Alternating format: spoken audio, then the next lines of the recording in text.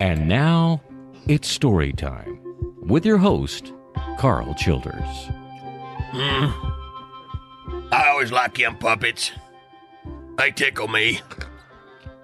I reckon the most famous puppet ever was that Howdy Doody feller.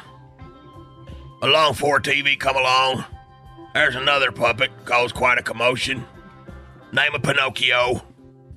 I can tell you all about it if you want me to.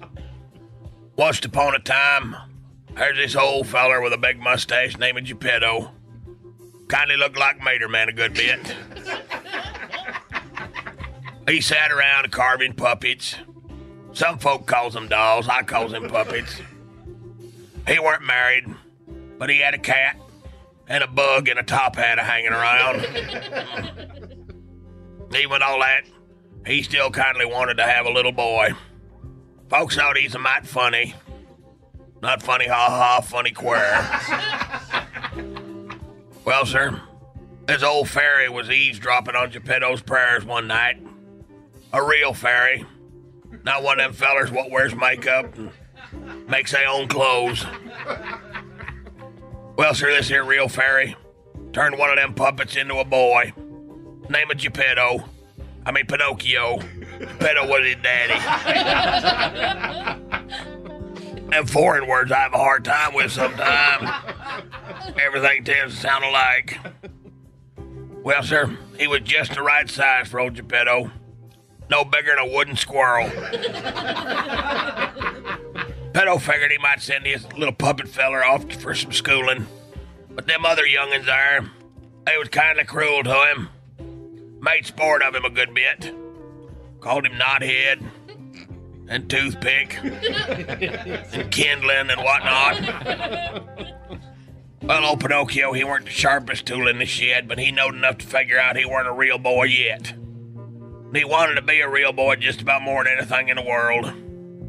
Well, sir, being almost a boy was enough to get old Pinocchio in trouble. He started running around with the wrong crowd and acting wild. Then Daddy, he knowed he's out there fooling around. They caught him red-handed.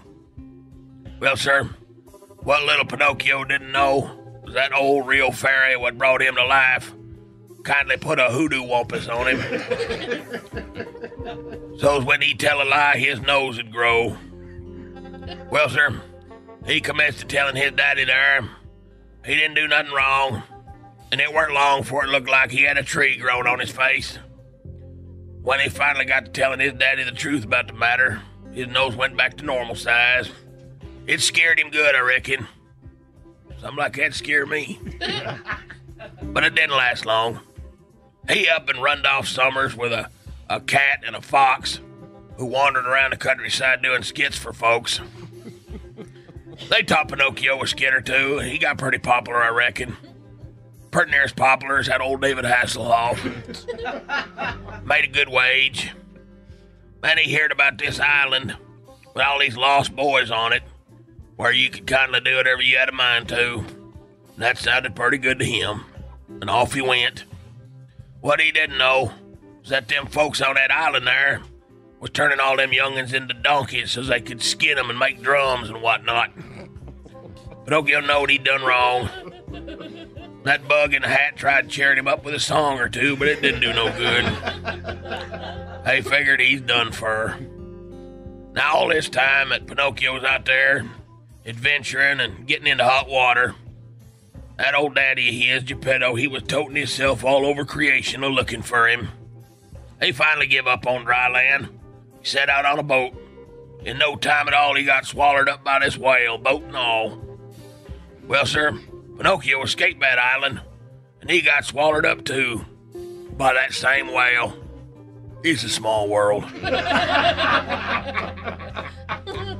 He's right surprised to see his daddy there sitting on the boat waiting for him.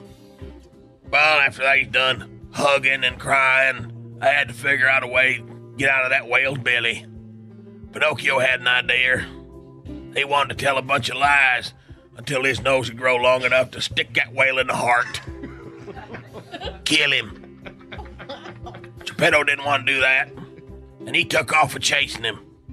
Pinocchio run around so fast his little old legs rubbed together and started a fire. That old whale started a gagging on that smoke and throwing up.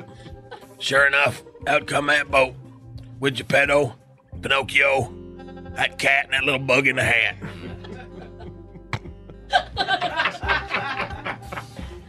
They went on back home. That old fairy's waiting for him. The real fairy, not that fella who made his own clothes. He's waiting there, and he turned Pinocchio into a real boy. They's all plumb tickled about it. Next day, Pinocchio went off to school. Folks in the town there said that he weren't a puppet no more. Pinocchio told them that the fairy turned him into a real boy.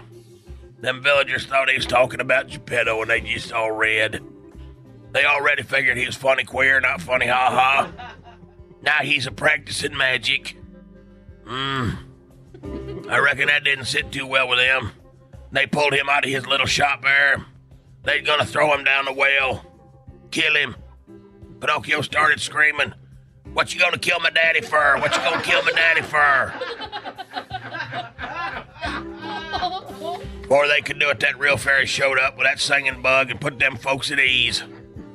Then they had a big party and a pretty big laugh about it all.